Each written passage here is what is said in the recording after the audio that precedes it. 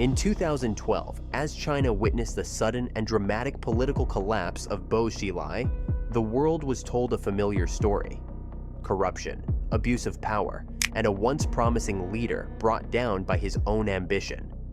Court documents focused on bribes, misuse of authority, and internal betrayal. Yet outside the courtroom, far beyond China's tightly controlled media space, a very different narrative began circulating. It was a story that never appeared in official verdicts, never entered legal indictments, and was never proven in court, but refused to disappear. That parallel narrative revolved around money, sex, and the private privileges of political elites. Whispered across overseas Chinese communities, repeated in foreign tabloids, and debated endlessly online, it suggested the existence of high-end prostitution networks allegedly serving powerful men at the very top of the system. And within these rumors, one name stood out.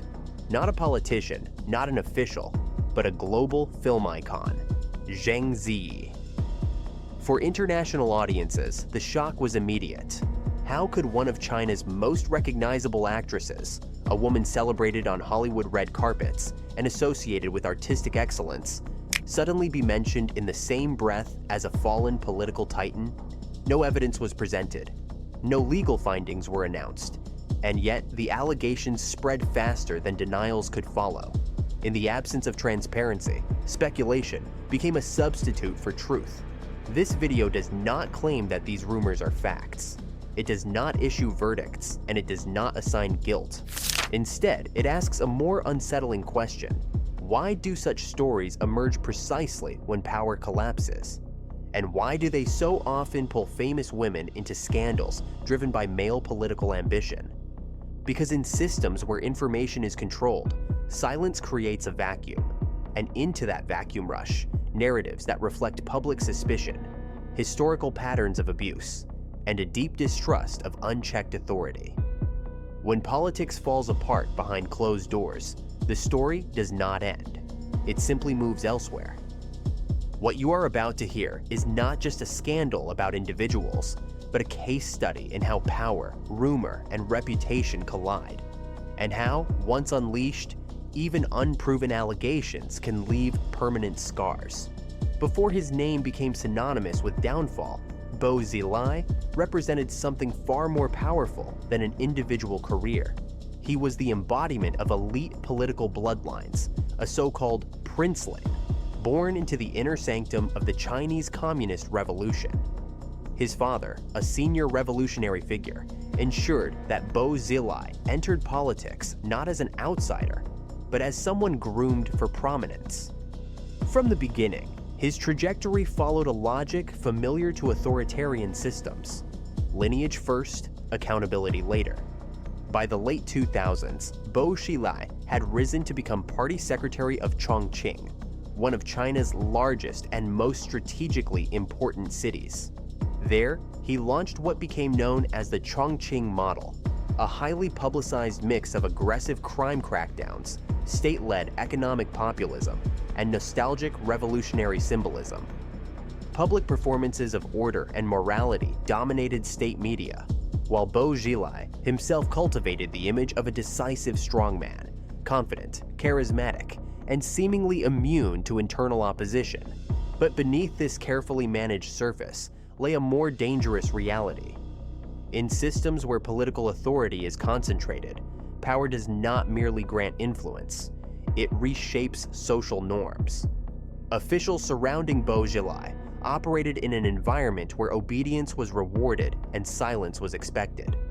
Access to resources, protection, and opportunity flowed downward from the top, creating a closed ecosystem in which privilege became routine. When rules are enforced selectively, excess no longer appears exceptional. It feels earned. This context is essential to understanding why later rumors gained traction. Long before his fall, Bo Xilai was perceived by rivals as overconfident, even reckless. He behaved less like a regional administrator and more like a national contender, openly signaling ambitions that extended toward the very top of China's political hierarchy. That visibility made him powerful, but also vulnerable. In elite politics, ambition attracts not just supporters, but observers waiting for a moment of weakness. When the first cracks appeared in 2012, they did not emerge from public protest or journalistic exposure, but from internal power struggles. Once protection eroded, the same system that elevated Bo Xilai turned against him with astonishing speed.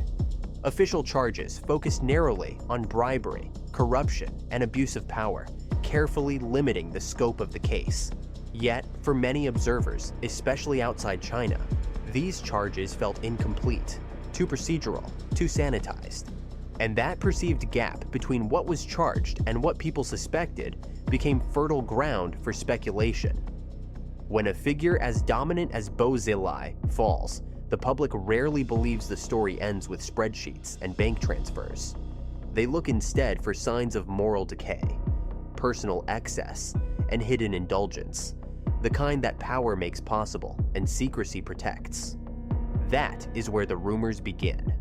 And once they do, they rarely stay confined to politics alone. As Bo Xilai disappeared from public view in 2012, the official narrative moved quickly and efficiently. State media reduced a complex political purge to a controlled list of charges: bribery, abuse of power, and disciplinary violations. The language was technical, legalistic, and deliberately narrow. Yet outside China's information firewall, a very different conversation was taking shape, one fueled not by documents, but by absence. In overseas Chinese communities, on foreign language websites, and across international tabloids, rumors began to circulate about the existence of high-end prostitution networks, allegedly linked to senior officials. These were not stories of street-level crime, but of exclusive arrangements, carefully organized, discreetly funded, and shielded by political protection. Within these narratives, sex was not framed as indulgence alone, but as currency, a reward, a tool, and a symbol of unchecked authority. Crucially, no court ever confirmed such claims. No official investigation acknowledged them, and yet the rumors persisted. Their power lay not in evidence, but in plausibility. For many observers, these stories align too closely with previously exposed corruption cases to be dismissed outright. Time and again, Chinese officials had been revealed to maintain multiple mistresses, fund lavish lifestyles through public money, and rely on networks of intermediaries to conceal personal excess. Against that backdrop, the idea that sexual services might be systematized for elite consumption did not seem unimaginable. It seemed consistent. The political function of these rumors is impossible to ignore. When a powerful figure falls, especially one as visible and ambitious as Bo Xilai, explanations are demanded that go beyond legal technicalities. Financial crimes feel abstract. They fail to satisfy the public desire for moral clarity. Sexual allegations, by contrast, offer a narrative of personal corruption, one that transforms political defeat into ethical collapse. They provide emotional closure, where official statements offer none. At the same time, these rumors thrived precisely because they could not be addressed directly. In China's media environment, denying allegations that were never officially acknowledged would have required recognizing them in the first place, an act considered far more destabilizing than silence. As a result, no rebuttal was issued, no clarification provided, and no alternative explanation offered. The vacuum remained. International media seized upon this silence. In Western reporting, the rumors were often framed cautiously, introduced as unverified allegations, yet repeated with enough detail to capture attention. Each repetition reinforced the perception that something had been deliberately left unsaid. Over time, the distinction between what was proven and what was merely rumored blurred. Not because facts changed, but because repetition created familiarity.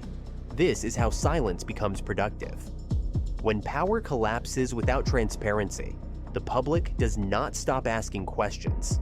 It simply answers them on its own. And once that process begins, names, faces, and symbols are pulled into the story, whether they belong there or not. When the rumors expanded beyond politics, they needed a face, someone instantly recognizable, emotionally charged, and globally legible. That face became Zhang Ziyi. At the time, she was not merely a successful actress. She was China's most internationally visible cultural export, a figure who had crossed effortlessly between Hollywood, European film festivals, and China's domestic elite. Her fame made her powerful, and paradoxically, vulnerable. The allegations that surfaced in foreign tabloids and online platforms did not present documents, witnesses, or legal findings. Instead, they relied on suggestive language, anonymous sources, and large, shocking numbers. Claims of millions of dollars, elite patrons, and private arrangements that blurred the line between rumor and insinuation. None of this was ever substantiated. No court filing named her.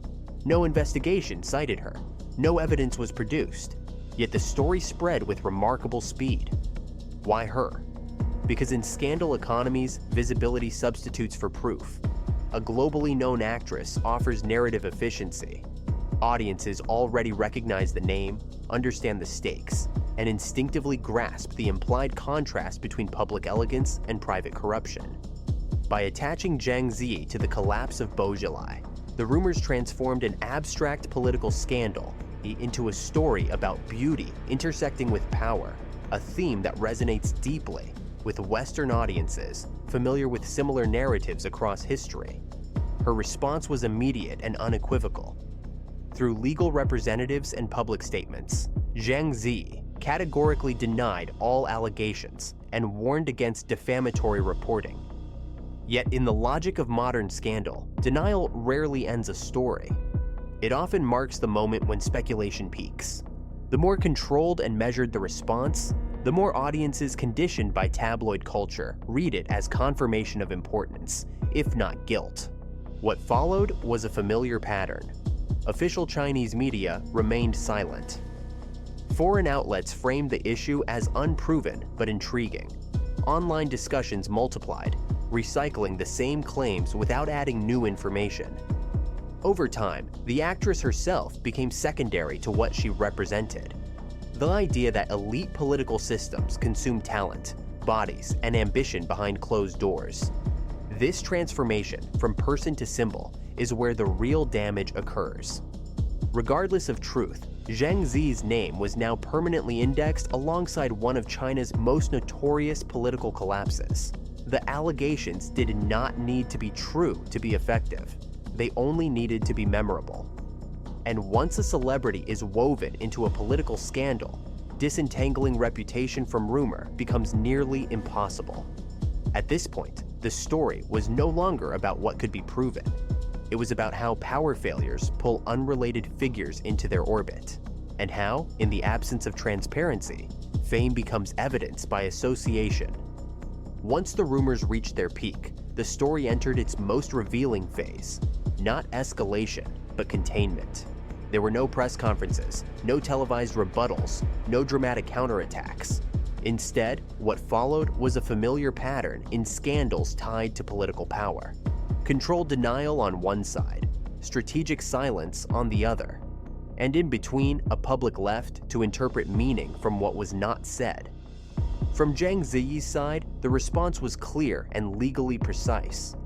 All allegations were firmly denied, described as false, malicious, and defamatory, with warnings issued to outlets spreading unverified claims. This approach was not emotional, not defensive, but procedural, designed to draw a hard line without feeding the narrative. In legal terms, it was the strongest possible stance. In the court of public opinion, however, restraint often works against the accused. Silence is read as calculation. Precision is mistaken for distance. And nuance is lost entirely. On the political side, the response was even more striking. Chinese official media never addressed the sexual rumors at all. The scandal was framed exclusively around financial corruption and political misconduct, with carefully selected facts repeated until they hardened into an official truth. This omission was not an oversight.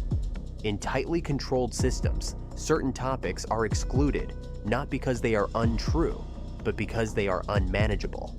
Sexual allegations, especially those involving public figures with international visibility, carry a level of unpredictability that institutions seek to avoid. The result was a split reality. Inside China, the rumors barely existed in public discourse. Outside China, the lack of official denial became part of the story itself. For Western audiences accustomed to transparency, however imperfect absence of comment suggested concealment. The same silence that maintained stability domestically fueled suspicion internationally. And once that perception took hold, it could not be easily reversed. This is how reputational damage becomes structural rather than personal. The story no longer required new information to survive. It fed on repetition, association, and implication. Each retelling stripped away disclaimers, leaving only the most provocative fragments behind. Over time, the narrative simplified itself. Powerful man falls, famous woman implicated, truth unresolved. Complexity disappeared. What remained was a symbol. Importantly, this damage was asymmetrical. Political systems recover, institutions rebrand, new officials take old positions. But individuals, especially women in the public eye, carry reputational shadows indefinitely. Even as Zhang Zi continued to work, appear internationally, and receive acclaim, the rumors followed quietly, resurfacing whenever discussions of elite corruption re-emerged. Not as accusations, but as footnotes of suspicion. At this stage, the scandal had lost any connection to evidence. It no longer mattered what could be proven or disproven. What mattered was how stories behave once they escape official control. And the final transformation was complete. A political collapse had produced a cultural myth, one that would outlive court rulings, denials, and even memory of the original charges. What remained was not a verdict, but a lesson about how power protects itself and how reputations pay the price when it fails. When the dust finally settled, the scandal surrounding Bo Xilai and the rumors implicating Zhang Zi revealed something far more enduring than any single allegation. It exposed a structural reality about how power collapses in closed systems, and how society attempts to explain that collapse when official narratives feel incomplete. At no point did courts attempt to resolve the sexual rumors, because doing so was never the objective. The objective was containment, isolating political risk, restoring institutional stability, and moving forward without reopening uncomfortable questions. In this environment, rumor becomes a parallel system of meaning. Where transparency is absent, speculation fills the gap. People do not invent stories randomly. They draw on historical patterns, documented precedents, and collective distrust. China's long record of corruption cases involving hidden wealth, secret relationships, and protected excess made such rumors feel believable, even without proof. The allegations surrounding elite prostitution did not gain traction because they were verified, but because they fit too neatly into what audiences already suspected about unchecked authority. Equally revealing is the role played by celebrity. Zhang Zi was not targeted because of evidence, but because of symbolism. In moments of political scandal, the public often seeks human figures to anchor abstract systems. A famous actress provides emotional clarity where bureaucratic language does not. Her international recognition allowed a domestic power struggle to be reframed as a global morality tale. Beauty entangled with corruption, art compromised by authority, success shadowed by suspicion. Whether fair or not, that narrative proved irresistible. The imbalance of consequence is impossible to ignore. Bo Xilai was removed, tried, sentenced, and absorbed into the machinery of state discipline. His role in history is now fixed within official records. By contrast, the reputational impact on Zhang Zi exists in a more ambiguous space. Never formally charged, never legally implicated, yet permanently indexed alongside one of China's most infamous political collapses. This asymmetry reflects a broader pattern. Institutions close ranks, while individuals absorb uncertainty. Ultimately, this scandal is not about proving hidden transactions or assigning guilt where none was established. It is about understanding how power narratives operate when information is controlled. When explanations are partial, society constructs its own. When accountability is selective, rumor becomes persuasive. And when authority falls without transparency, the story does not end. It mutates. What remains is an uncomfortable realization. In systems where truth is managed rather than tested, even unproven allegations can become permanent, shaping reputations long after political outcomes are decided. The scandal fades from headlines, but its implications linger, reminding us that the most lasting damage of power is not always legal. It is cultural, symbolic, and profoundly human. In the end, the story surrounding Bo Xilai and the rumors linked to Zhang Ziyi offers no clean resolution, no final revelation, and no moment where truth is formally declared. And perhaps that is the most revealing outcome of all. The legal system addressed money and authority. The political system restored order, and the media moved on. What was left behind was a silence large enough for speculation to survive indefinitely. This was never just a scandal about individuals. It was a demonstration of how closed systems manage collapse. When transparency is absent, explanation becomes selective. Facts are trimmed to what is administratively manageable, while anything that threatens institutional stability is quietly excluded. In that space, rumors do not function as distractions. They become substitutes for accountability. They offer narratives that feel emotionally complete, even when they remain unproven. For Zhang Ziyi, the cost was symbolic but lasting. Her name became attached to a story she was never legally part of, not because evidence demanded it, but because fame made her narratively useful. In scandals driven by political power, women in the public eye often become vessels for suspicion, absorbing cultural anxieties that institutions refuse to confront directly. Denial protects legally, but it cannot fully reverse association once it has taken hold. For audiences outside China, this case reinforces a familiar pattern. Where power concentrates without oversight, trust erodes, and every collapse is assumed to hide deeper misconduct. Whether or not specific allegations are true becomes secondary to the belief that something must have been concealed. That belief, once established, rarely fades. What remains is a cautionary insight rather than a verdict. When power falls without transparency, the truth does not disappear, it fractures.